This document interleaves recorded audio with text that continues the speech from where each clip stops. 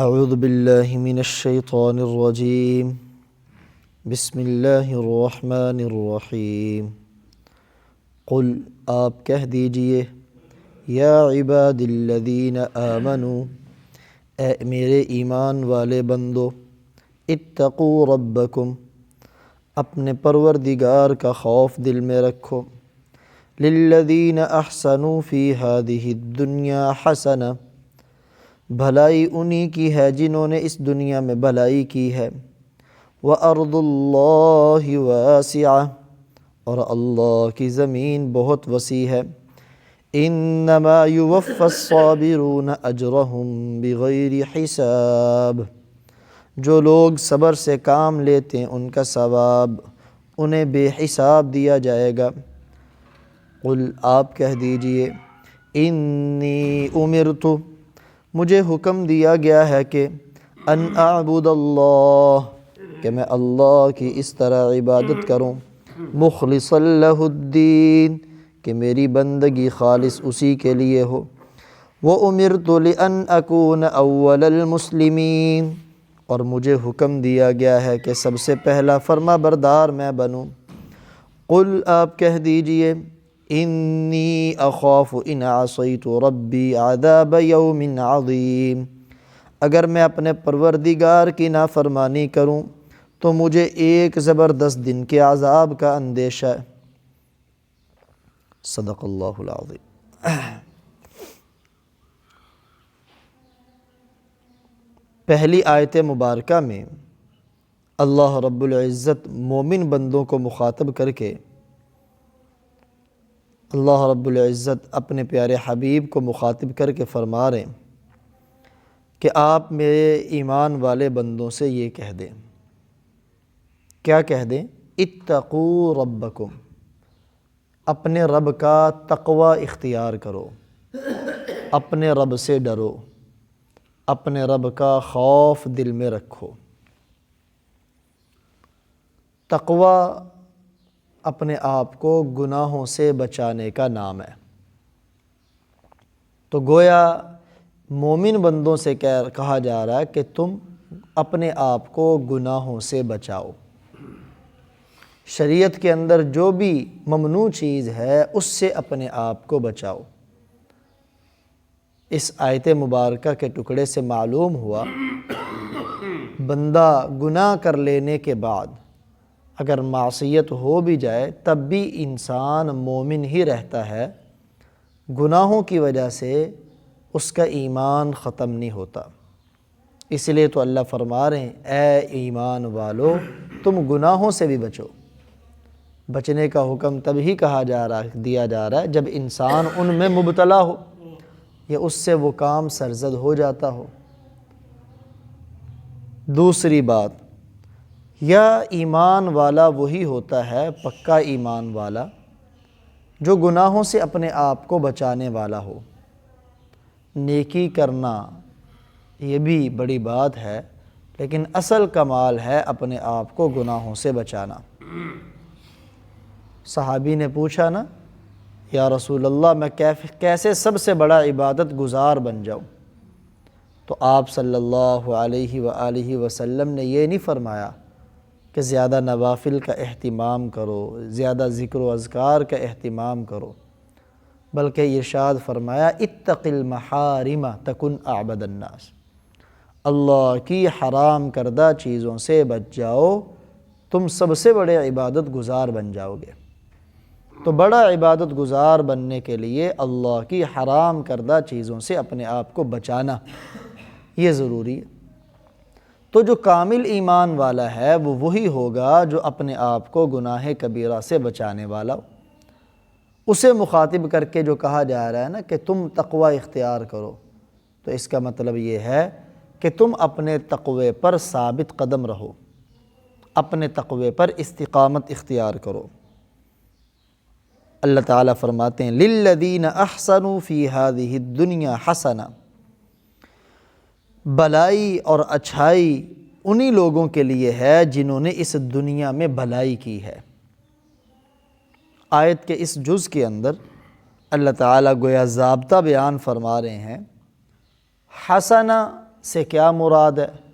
کامل درجے کی بھلائی، عظیم درجے کی بھلائی، اور وہ کل قیامت والے دن جنت ہوگی۔ تو فرمایا حسنہ یعنی کامل اور انتہا درجے کی بھلائی یعنی جنت ان لوگوں کو ملے گی جنہوں نے دنیا کے اندر بھلائی کی ہوگی۔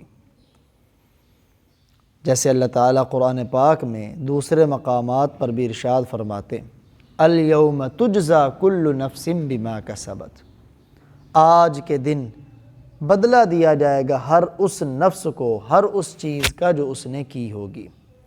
تو اگر اچھے اعمال کیے ہیں تو ان کا بدلہ بھی بھلائی کی شکل میں، اور وہ جنت ہے اس کی شکل میں اللہ تعالیٰ عطا فرمائیں گے۔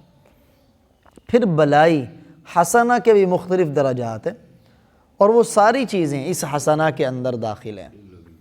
نمبر 1 وہ ایسی بھلائی ہو کہ بھلائی کا کامل درجہ ہو جس سے آگے بھلائی کا کوئی درجہ نہ ہو، اس کے ادراک سے انسان کی عقل قاصر ہے، کوتاہ ہے، اور وہ وہی ہے جس کے بارے میں آپ صلی اللہ علیہ وآلہ وسلم نے ارشاد فرمایا جنتی کو جنت میں وہ نعمتیں دی جائیں گی ما لا عین رأت، جو کسی آنکھ نے دیکھی نہ ہوں گی، ولا اذن سمعت، کسی کان نے سنی نہ ہوں گی، ولا خطر علی قلب بشر، بشر کے انسان کے دل پر اس کا کھٹکا بھی کبھی نہ ہوا ہوگا۔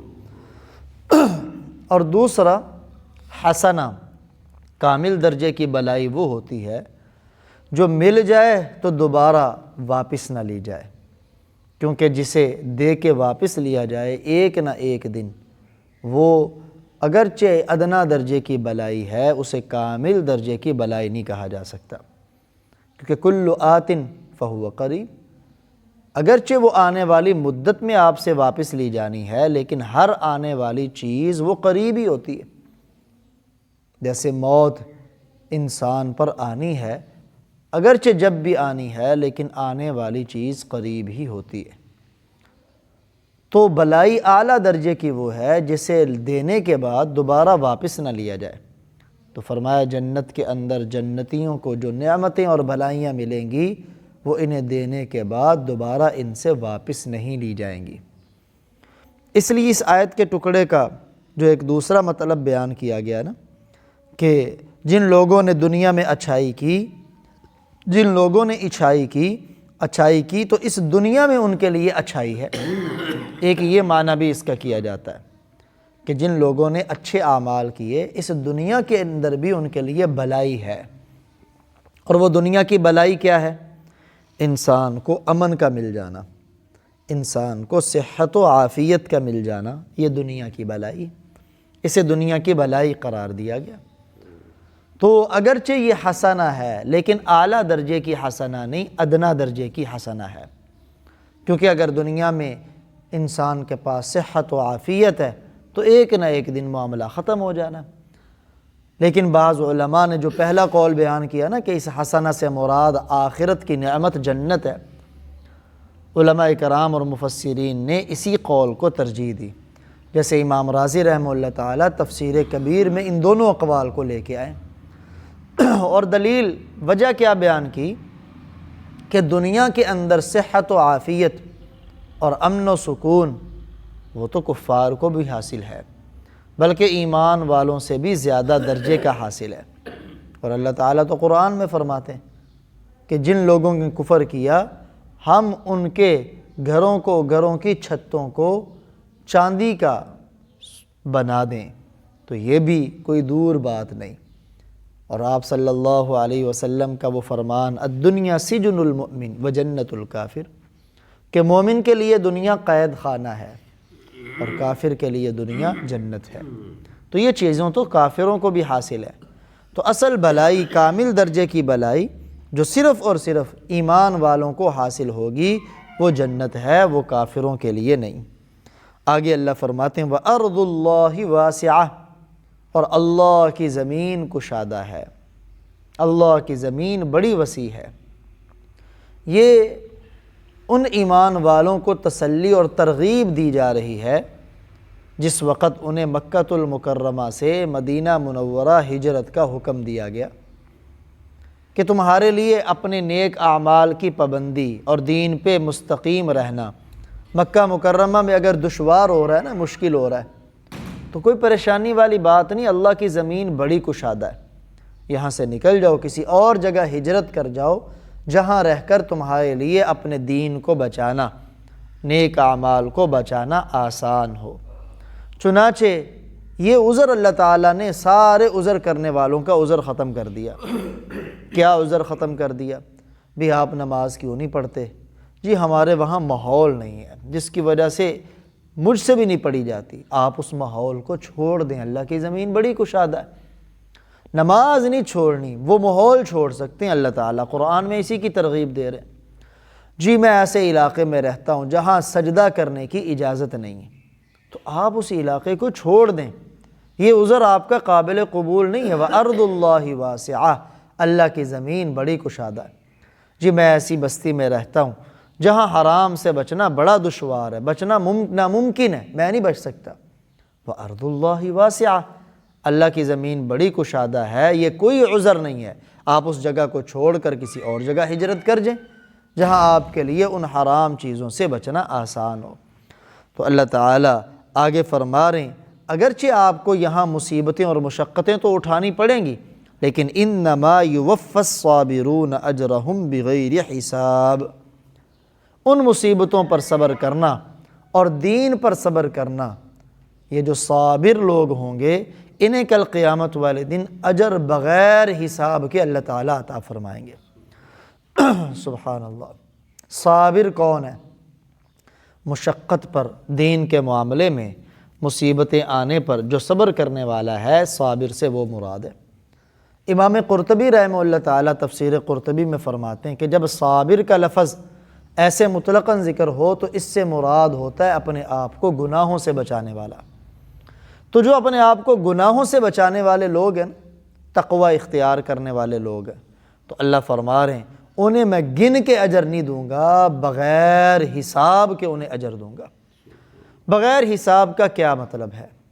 بغیر حساب کا کہ حدیث مبارکہ میں جیسے آیا، روزے دار آئیں گے، انہیں ان کے روزوں کا تول کے میزان کے اندر تول کے اجر دیا جائے گا۔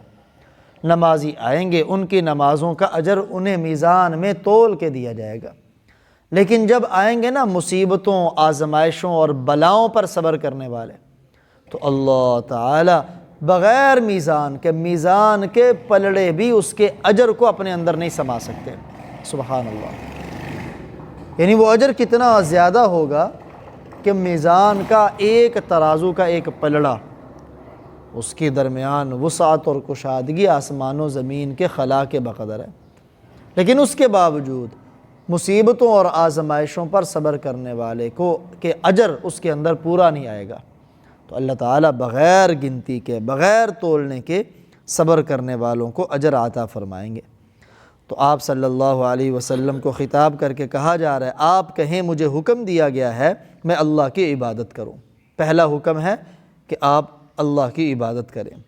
دوسرا حکم ہے صرف عبادت نہیں کرنی بلکہ اپنی بندگی کو خالص اللہ کے لیے ہی کرنا ہے۔ یعنی دو چیزوں کا حکم دیا گیا، اور آگے فرمایا وَأُمِرْتُ، اور مجھے حکم دیا گیا ہے کہ میں سب سے پہلا مسلمان بن جاؤں۔ انسان کے پاس دو چیزیں ہیں، ایک ہے انسان کا دل اور ایک ہے انسان کے اعضاء۔ دل چونکہ باقی اعضاء سے مقدم ہے، یہ تمام اعضاء کا سردار ہے، تو پہلی آیت مبارکہ میں حکم دیا گیا ہے کہ میں اپنی بندگی کو اللہ کے لیے خالص کروں۔ یہ دل کا معاملہ ہے، اخلاص کا تعلق دل کے ساتھ ہے، اس کو مقدم کیا۔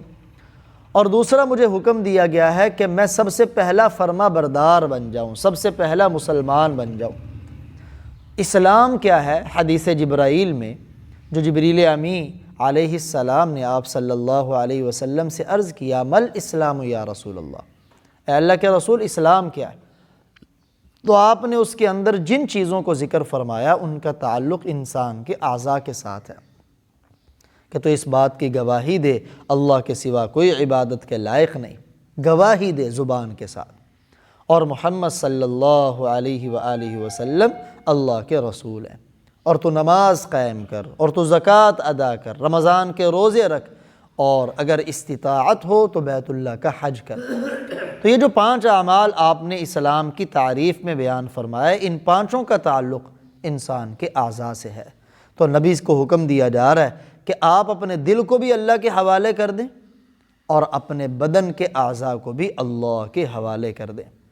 اور سب سے پہلا مسلمان وہ نبی ہی ہوتا ہے، کیونکہ اللہ کی طرف سے سب سے پہلے احکام نبی کے پاس آتے ہیں۔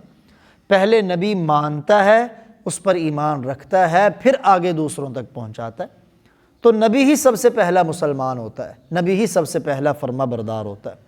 تو ان 2 چیزوں میں آپ کو حکم ہے، آپ کے واسطے سے ساری امت کو ترغیب ہے کہ تم بھی اپنے دل کو خالص اللہ کے ساتھ چمٹا لو اور اپنے اعضاء کو اللہ کی بندگی میں لگا لو۔ اللہ ہمیں بھی عمل کی توفیق